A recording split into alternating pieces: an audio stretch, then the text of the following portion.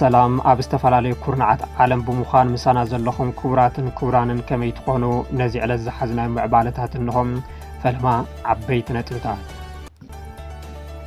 እቲ ኣንጻር ቃልሲ ብሄራዊ ህላወን ኩሎም መሰላትን ህዝቢ ትግራይ ዝተፀውዐ ሰልፊ ዝበረዐንን ዝፈሸለን ነይሩ ኢሉ ቢሮ ጉዳያት ኮሙኒኬሽን ትግራይ ፍትሓዊ ቃልሲ ብሄራዊ ህላወ ህዝቢ ትግራይ ብመደናገርቲ ኣጀንዳታት ከም ዘይኽበስ ገሊጹ ኣብ ኣዲስ ኣበባ ብደገፍቲ ስርዓት ብልጽግና ዝተፀውዐ ኣኼባ ከም ዝፈሸለ ህወሓት ዕላው ገይረሎም ብቐዳምነት እንምልከቶ ጉዳይ እዩ። ሕዚ ኣብ ትግራይ ዘሎ ሓደጋ ምቁፅጻር ኣብ ዝከኣለሉ ደረጃ ምዃኑ ጀነራል ምግበይ ሃይለ ገሊጹ ነዚ ፀገም ንምፍታሕ ደጀንን ግንባርን ክረቡ ከም ዝግባእ እውን ጀነራል ምግበይ ኣገንዚቡ እኒ ጀነራል ጻድቃን ገብረትንሳኤ ኣብ ትግራይ ሕብራዊ ናዕቢ ንምልዓል ምንቅስቃስ ምጅማሮም ተፈሊጡ ዕድመ ህወሓት ንኽሓፅር ኩሉ ዓይነት ቃልሲ ከም ዘካየዱ እውን ነፂሮም ኣሎም። ኣብ ክልል ቤንሻንጉል ጉሙዝ ብዝተፈጸመ ደቡ ሰገር መጥቃዕቲ ህይወት ሰባት ከም ዝሓለፈ ተፈሊጡ ዝብሉን ካልኦትን ብዝርዝር ክነስምዐኩም ኢና። ሰናይ ጸንሒት። እቲ ኣንጻር ቃልሲ ብሄራዊ ህላወን ኩሎም መሰላትን ህዝቢ ትግራይ ዝተፀውዐ ሰልፊ ዝበርዐንን ዝፈሸለን ነይሩ ኢሉ ቢሮ ጉዳያት ኮሙኒኬሽን ትግራይ ፍትሓዊ ቃልሲ ብሄራዊ ህላወ ህዝቢ ትግራይ ብመደናገርቲ ኣጀንዳታት ከም ዘይኽበስ እውን ገሊጹ ኣብ ኣዲስ ኣበባ ብደገፍቲ ስርዓት ብልጽግና ዝተፀውዐ ኣኼባ ከም ዝፈሸለ ህወሓት ዕላው ገይረሎም። ቢሮ ጉዳያት ኮሙኒኬሽን ትግራይ ኣብ ዘውፅኦ መግለፂ ኣገዛዝኣ ጀነራል ኣብይ ኣሕመድን ተላኣኽቱን ኣንጻር ቃልሲ ብሄራዊ ህላወ ህዝቢ ትግራይ ዘቕንዐ መደናገሪ ሰልፊ ንሎሚ 11 ሓምለ 2018 ዓ.ም ንምክያድ ህርዲ ክብሉ ቀንዮም ኢሉ ገለ ክፋል ህዝብና ብዝተፈላለየ ምክንያት ወፂኡ ኣብ ኣዲስ ኣበባ ይኹን ካልኦት ከባቢታት ዝሃገር እንተሃለወ እውን ኣብ ፍትሓዊ ቃልሲ ብሄራዊ ህላወን ኩሎም መሰላቱን ዘይዋገን ኣብ ጎኒ ህዝብን መንግስትን ጠጠው ከም ዝብልን ኣብዚ ናይ ድራማ ሰልፊ እዚ ከም ዘይርከብን ካብ መጀመርቱ ብተግባር ምርጋፁ ሓቢሩ ነዚ ዝተገንዘቡ ኣገዛዝኣ ጀኖሳይደር ኣብይ ኣሕመድን ተላኣኽቱን ድማ ክፍለ ከተማታትን ወረዳታትን ኣዲስ ኣበባ ብኮታ ሰልፋ መምርሒ ውሪዶም ልዑል ጻዕሪ ክገብሩ ቀንዮም ዝበለት ቢሮም ይኹን እምበር ናብዚ ሰልፊ እዚ ክወፁ ዝተጎስጎሱ ብሄር ብሄረሰባት እውን ነቲ ሰልፊ ብምንጻግ ንፍትሓዊ ቃልሲ ብሄራዊ ህላወን መሰላትን ህዝቢ ትግራይ ዘለዎም ደገፍ ኣረጋጊፆም ክብል ንኢዱ ብውስን እውን እንተኾነ ግን ኣብቲ ናይ ልማዓንቲ ሰልፊ ንመተሓዛዘን ዝኸውን ባንዴራ ትግራይን ኢትዮጵያን ጭርሖታት ትግርኛን ኣምሓርኛን ዝሓዙ ብዝተፈላለየ ኣከዳድና ተሰሊፎም ከም ዝተረኣዩ ብምሕባር ካብዚ ብተወሳኺ ካልኦት ኣብ ዘይምልከቶም ዳስ ዝሳዕስዑ ዘይምልከቶም ኣጀንዳ ዘጋውሕን እውን ነይሮም ኢሉ ሽሞም ከይጸርሐ እዚ ድማ ፍሽለት ኣገዛዝኣ ጀኖሳይደር ኣብይ ኣሕመድን ሓሻኽሩን ብግልፂ ዘርአየ ካብ ግዜ ናብ ግዜ ብዝመርሖ ህዝቢ እውን እናተተፍአ ዝኸይድ ዘሎ ምዃኑ ከም ዘመስከረን እቲ ኣንጻር ቃልሲ ብሄራዊ ህላወን ኩሎም መሰላትን ህዝቢ ትግራይ ዝተፀውዐ ሰልፊ ዝበርዐንን ፍሽልን ኮይነሎ ኢሉ ብኣንጻር ድማ እቲ ሰልፊ ሕዚ እውን ዝቕፅል ዘሎ ዝኸሓነ ጽልእን ባህጊ ዳግማይ ጀኖሳይድን እቲ ኣገዛዝኣን ተላኣኽቱን ብግልፂ ዘርአየ ኮይኑ ከም ዝሓለፈ ዝገለጸ ቢሮ ጉዳያት ኮሙኒኬሽን ፍትሓዊ ቃልሲ ብሄራዊ ህላወ ህዝቢ ትግራይ ብመደናገርቲ ኣጀንዳታት ኣይኽበስን ህዝባውን ፍትሓውን ቃልስና ናይ ግድን ክዕወት ኢሉ እቲ ብእኒ ጀነራል ጻድቃን ገብረትንሳኤን ጌታቸው ረዳን ዝተፀውዐ ሰልፊ ከምቲ ዝሓሰብዎ ሰብ ዘይተረኸብሉ ጥራሕ እንተይኮነስ እቶም ዝተረኸቡ ውሕዳት እውን ዘይተጋሩ ከም ዝኾኑ እዮም ብዙሓት እናገለጹ ዝርከቡ ስርዓት ብልጽግና ካብ ዝተፈላለዩ ብሄራት ኣብቲ ሰልፊ ንክሳትፉ ብምግባር ዘዕለቕለቐ ሰልፊ ንክኸውን ሓስዩ ከም ዝነበረ እውን ይግለጽ እንተኾነ ከም ባህጎም ከይኮነ ተሪፉ እኒ ጀነራል ጻድቃን ጌታቸውን ኣሰፋ ብርሃን ኣብ ኣደባባይ ሰልፊ እንተይኮነስ ኣብ ድንኳን ሓዘን ዝወዓሉ መሲሎም ተረኣዮም ኣሎም። ኣይተ ጌታቸው ረዳ ካብ ህወሓት ክሳብ ሱዳንን ግብፅን ክረግሙ ኣብ ዝወዓሉ መድረኽ ዘይተጋሩ ኣብ ዘይዳሶም እንትስዕስዑ ተረኣዮም እዮም። ምክትል ፕረዚደንት ትግራይ ኣይተ ኣማኑኤል ኣሰፋ ብዛዕባ እቲ ሰልፊ ኣብ ዝሃቦ ርእይቶም ንሎሚ ተጋሩ ኢኹም ተባሂሎም ብምባል ዝገለጽዎም እንትኾኑ በቶም ተላኣኽቱ ተስፋ ዝቆረፀ ስርዓት ብልጽግና የምታመጡት መረጃ መሬት ላይ የለም በትግራይ ቀርቶ በአዲስ አበባ ያለ የትግራይ ተወላጅ አይሰማችሁም ኢሎም ምስ ነገርዎም ካስፈለገ በአዲስ አበባ መሬት አንቀጥቅጥ የተጋሩ ሰልፍ ጠርተን ልናሳያችሁ እንችላለን ኢላቶም ገንዘብን ሚዲያን ተመዲብሎም ዮም ክሰርሑ ቀንዮም ኢሎም ኮይኑ ግና ብድባው ኩናት ሰጊኡ ናብ ኣዲስ ኣበባ ዝኸደ ትግራዋይ ብግዚያዊ ምድንጋርን ዓስብን ዓዱን ዓውድን ኣሕሊፉ ከም ዘይህብ ኣረጋጊፅሎም ዝበሉ ኣይተ ኣማኑኤል ተጋሩ ኣብ ዘይዳሶም ከም ዘይድግሱን ንዓዶም ከም ዘይክሕዱን ዝተረድኡ መሳሰይቲ ደቂ ወላይታን ካምባታን ኤርትራን ሰበታን ኣኻኺባቶም ንሎሚ ተጋሪኢኹም ኢሎምዎም ንሳቶም ድማ ንመወዳደሪ መረፃ ኣርማ ብልጽግና ዝውክሎም ባንዴራታት ተሰኪሞም ትግርኛ ብደቡብኛ እናሳዕስዑታ ኣርፊዶም ፍሽለት ክብሉ ገሊፆምዎም ኣብ ዓድኻ ዓድኻ ክትነብር ዘይፈቀደልካ ስርዓት ዓደይ ኣብ ዝብሎ ቦታ ብሰላም ከንብረካ ምሕሳብ ግርህና ዝብል ቃል ኣይገልጾን ብምባል ድማ ነቲ ሕዚ ብፖለቲካ ሰኺሮም ኣብ ኣዲስ ኣበባ ካብ ብልጽግና ላዕሊ ክኾኑ ዝፍትኑ ዘሎ ኣካላት ገሊጾምዎም። ወሃቢ ቃል ህወሓት ኣይተ ሚካኤል ኣስገዶም ንኩለኹም ተጋሩ ነበርቲ ኣዲስ ኣበባን መናእሰይ እቲ ህዝቢ ትግራይ ራሕሪሑ ኸይዱ ኣዲስ ኣበባ ምስ ጆኖሳይደር መላኽ ኣብዪ ኣሕመድ ተጸጊዑ እናነበረ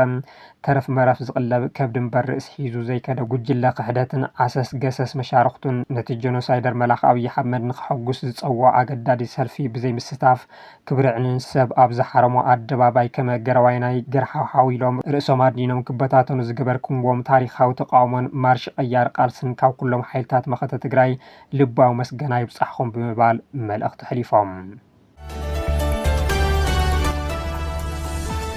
ሕዚ ኣብ ትግራይ ዘሎ ሓደጋ ምቁፅጻር ኣብ ዝከኣለሉ ደረጃ ምዃኑ ጀነራል ምግበይ ሓይለ ገሊጹ ነቲ ጸገም ንምፍታሕ ደጀንን ግንባርን ክረቡ ከም ዝግባእ ጀነራል ምግበይ ኣገንዚቡ ዘበት ንብሔራዊ ብርሰት ህላወን ድሕነትን ህዝቢ ትግራይ ኣብ መቃብሪ ጀኖሳይደር ስርዓት ብልጽግና ይረጋገጽ ብዝብል መሪሕ ሓሳብ ኣብ ከተማ ሽረ መድረኽ ተሳሊጡ ድሕንነት ህዝቢ ትግራይ ዝረጋገጽን መደባት ህልውና ወይ ስራሕቲ መኸተ ዝዕወትን ግንባርን ደጀንን ተናብዩ ተኣሳሲሩን ተረዳዲኡን ብምስራሕ እዩ ዝበሉ ዋና ኣመሓዳሪ ዞባ ሰሜን ምዕራብ ኣይተ ወልደ ኣብርሃ ገብረ ጻድቅ ከባቢ ካብ ባንዳታትን ጃሱሳትን ሓራ ብምውፃእ ድሕነት ህዝቢ ትግራይ ምርጋጽ ከም ዝከኣል ሓቢሮም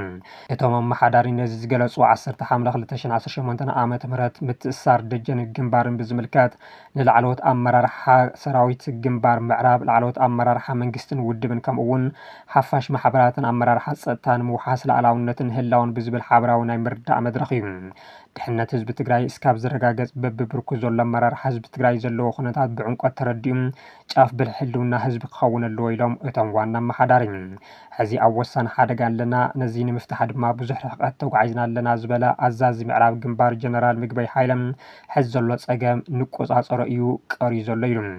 ነቲ ቀሪዩና ዘሎ ጸገም ንምፍታሕ ደጀንን ግንባር ተዋዲዶም ክሰርሑ ከም ዘለዎም ብምግንዛብ ህዝብን ምምሕዳርን ሰሜን ምዕራብ ትግራይ ንሰራዊት ዝገብሮ ዘሎ ደገፋት ኣመስጊኑ ተሳተፍቲ ኣመራርሓ ሰራዊት ስርዓት ብልጽግና በብእዋኑ ሓደሽቲ መንገድታት እናፈጠረ ኣንጻር ህዝቢ ትግራይ ተዓጢቑ ዝቃለስ ዘሎ ሓይሊ ብምዃኑ ብሄራዊ ሓድነትናን ቃልስናን መልክዐት ሒዝና ህዝብና ካብ ሓደጋን ኣብ ዋጋ ዕዳጋ ከይወድቕን ኩለ መዳይ ቃልሲ ክንገብር ኢና ኢሎም ኣብ ውሽጢ ህዝቢ ኮይኖም ኣንጻር ኩሎም ብሄራዊ ቃልስታት ትግራይ ዝሳተፉ ኣካላት ልኡኽትኦም ጌጋ ምዃኑ ኣሚኖም ኣብ ጎኒ ህዝቦም ክስለፉ ከም ዝግባእ እውን ጸውዒት ቀሪቡ እኒ ጀነራል ጻድቃን ገብረትንሳኤ ኣብ ትግራይ ሕብራዊ ናዕቢ ንምልዓል ምንቅስቃስ ምጅማሮም ተፈሊጡ ዕድመ ህወሓት ንክሓፅር ኩሉ ዓይነት ቃልሲ ከም ዘካይዱ እውን ገሊፆም ብእኒ ጀነራል ጻድቃን ገብረትንሳኤ ዝምራሕ እንዲባዕሉ ሓይሊ ለውጢ እየ ኢሉ ዝፅውዕን ኣብ ኣዲስ ኣበባ መሳሰይ ስርዓት ብልጽግና ዝኾነን ኣመራርሓ ኣብ ኣዲስ ኣበባ ኣብ ዩኒቨርሲቲ ኮሌጅ ኮተቤ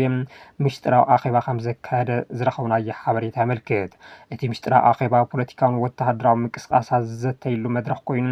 9 ሓምለ 2018 ዓመተ ምህረት ኣብ ዩኒቨርሲቲ ኮሌጅ ኮተቤ ተሳሊጡ እቲ ኣኼባ ብጀነራል ጻድቃን ገብረትንሳኤ ከም ዝተመርሐ ዝሕብሩ ፍልፍላት ቀንዲ ዕላምኡ ድማ ኣብ ትግራይ ኣብ ዝሓፀረ ግዜ ሕብራዊ ናዕቢ ንምልዓል ዘኽእል ኣወዳድባ ምፍጣር ዝብል እዩ ኣብቲ ኣኼባ ኣብ ኣዲስ ኣበባ ዝርከቡ ንኩለን ዞባታት ትግራይ ዝውክሉ ዝተባሃሉ ኣካላት ተሳትፎ ከም ዝነበሩ ድማ ተረጋጊጾሎም ጀነራል ጻድቃን ገብረትንሳኤ ኣብ ቃልሲ ኢና ዘለና ክንቃለስ ኢና ናብዚ መጺና ኣብዚ ኣሽንኳይ ሰብ ኣሲርና ንቃለሶ ከልቢ እውን የብልናን ስለዚ ቆሪፅና ክንቃለሱ ዘለና ዕድመ ህወሓት ክሓፅር ኣለዎ ብምባል ንተሳተፍቲ መልእኽቲ ከም ዘሕለፉ እቶም ፍልፍላት ገሊፆም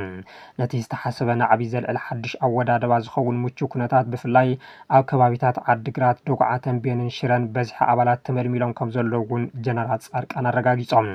ኣብ ኣዲስ ኣበባን ካልኦት ከባቢታት ኢትዮጵያን ዝግበሩ ሰላማዊ ሰልፍታት ከም ዘለዉ ኮይኖም እቲ ስርዓት ካብ ውሽጢ ብዝነቅል ናዕቢ ክወድቕ ዝኽእል ዝበሉ ጀነራል ጻድቃን ከምቲ ኣብ 2008-9 ዓመተ ምህረት ኣብ ክልላት ኦሮምያን ኣምሓራን ዝነበረ ኣብ መንእሰይ ዝተደረኸ ናዕቢ ኣብ ትግራይ እውን ሕብራዊ ናዕቢ ምውላዕ ከም ዘድሊ ገሊፆም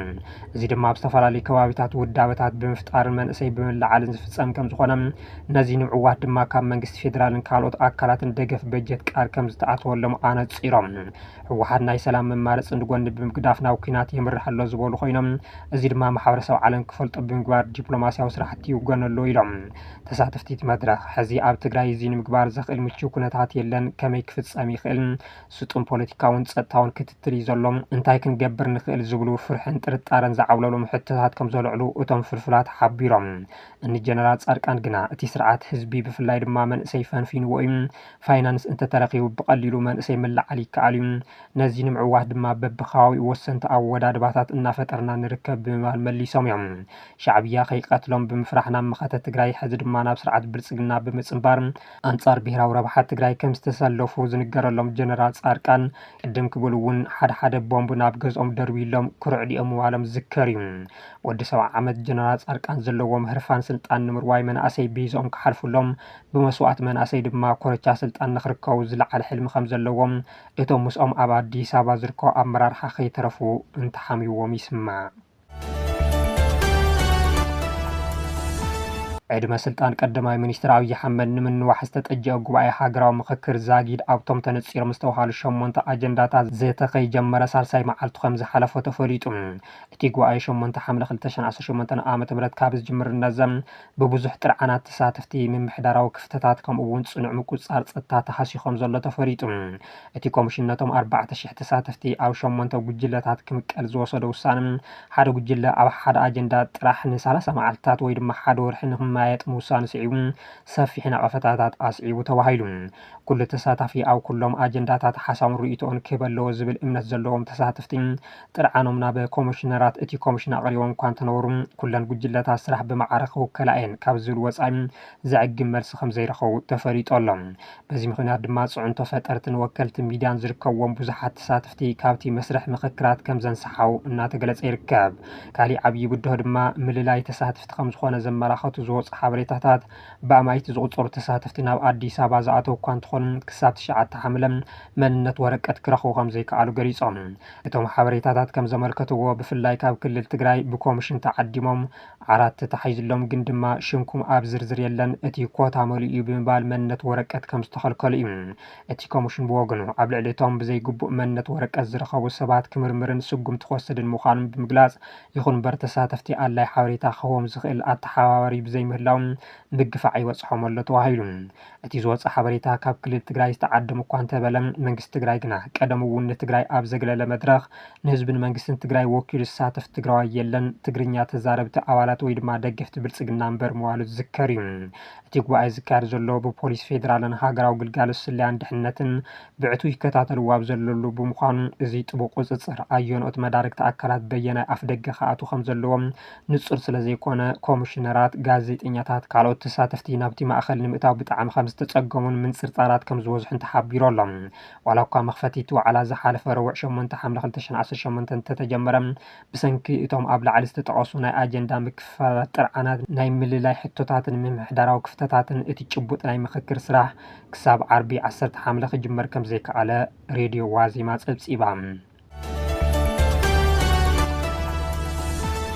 ኣብ ክልል ቤንሻንጉል ጉሙዝ ብዝተፈጸመ ዶብ ሰገር መጥቃዕቲ ህይወት ሰባት ከም ዝሓለፈ ተፈሊጡ ኣብ ክልል ቤንሻንጉል ጉሙዝ ኣብ ጥቓ ኦፍ ተባሂሉ ዝፍለጥ ቦታ ዕደና ወርቂ ኩምሩክ ኣብ ልዕሊ ህዝባዊ ኣገልግሎት እትህብ ዶዘር ብዝተፈጸመ ቀታሊ መጥቃዕቲ ኣብቲ ከባቢ ዘሎ ስጋት ጸጥታ ጉድለት ምቁፅጻር ዶባትን ተሓዊስዎ ተቐላዕነት ሲቪላት ዳግማይ ኣጉሊሁ ተባሂሉ እቲ መጥቃዕቲ ካብ ከባቢ ፍቓድ ዕደና ወርቂ ኩምሩክ ንኣንፈት ምዕራብ 8.5 ኪሎ ሜትር ርሒቑ ኣብ ዝርከብ እፉ ዝተባሃለ ቦታ ዝተፈጸመ ኮይኑ ንማሕበረሰብ እቲ ከባቢ ስራሕቲ ህንፀት ጽርግያ ዝፍጽም ዝነበረ ቡልዶዘር ኢላማ ከም ዝገበረ ተገሊጹ እቲ ፕሮጀክት ጽርግያ ኣካል ናይቲ ኩባንያ ንጣብያታት በሽርን ሆራዛብን ንምትሕስሳር ዝዓለመ መደብ ልምዓት ኮርፖሬት ማሕበራዊ ሓላፍነት ከም ዝኾነ እቲ ዝወጽእ ሓበሬታ ይምልክት እቲ መጥቃዕቲ ኣብ መጀመርታ ብሰው ኣልቦ ነፈርቲ ከም ዝተፈጸመ እኳ እንተተገለጸ ኣብቲ ቦታ በፂሖም ምርመራ ዘካይዱ ኣባላት ፖሊስ ፌደራልን ሓይሊ ምክልኻልን ግና እታ ማሽን ብኣብ ማንኮብ ዝተሰቐለ ናይ ጉጅለ ጿር ወይ ድማ ከም ኣርቨጅ ወይ ተመሳሳሊ ሮኬት ላውንቸር ከም ዝተወቅዐት ኣመልኪቶም እዚ ቴክኒካዊ ዘይንጹርነት ድሕርቲ መጥቃዕቲ ዘለዎ ኣካላት ንምላይ ኣጸጋሚ ይገብሮ ዝበለቲ ሓበሬታ ኣብቲ ከባቢ ዝተወደበ ዕጡቕ ሓይልታት ወይ ስግረ ደቡባዊ ንጥፈታት ምልሻ ከም ዘሎ ዘመላኽት ክኸውን ይኽእል እዩ ተባሂሉ ኣሎ። በቲ መጥቃዕቲ ኦፕሬተር እታ ማሽን ደሳለኝ ተፈራ ዝተባሃለ ውልቀ ሰብ ሽዑ ንሽዑ ከም ዝሞተ ተሓቢሩ እቲ ኣዝዩ ዝገርም ናይቲ ፍጻመ እቲ ገናሕታ ዶዘር ስርሑ እናሳለጠ እንከሎም ልስሉስ መሬት ንምምራፅ ብዘይፍላጥ ደቡብ ሱዳን ሰጊሩ ከም ዝነበረ ምግላጹ እዩ። በዚ ድማ እቲ መጥቃዕቲ ምስ ደቡብ ላዕላውነት ሃገር ምጥሓስ ዝተኣሳሰረ ክኸውን ከም ዝኽእል እዩ እናተገለጸ ዝርከብ። ሰራዊት ሱዳንን ካልኦት ዕጡቃትን ዝኾነ ደባዊ ምስጋር ቅልጡፍ ምላሽ ስለዝህቡ እታ ማሽን ወተሃደራዊ መኪና ተባሂላ ብጌጋ ተወቂዓ ክትከውን ከም ትኽእል እዩ እናተገለጸ ዝርከብ። ወይ ከዓ ናብ ደቡብ ኢትዮጵያ ዝቀራረብ ዘሎ ሰራዊት ሱዳን ኮነ ኢሉ መጥቃዕቲ ፈጺሙላ ክኸውን ከም ዝኽእል ዝሕብሩ ሓበሬታታት እናወፁ ይርከቡ። ዜናታት ናብዚ ዛዚምና ስለ ዝተኸታተልኩምና ኣዝና ንመስግን። ሰላም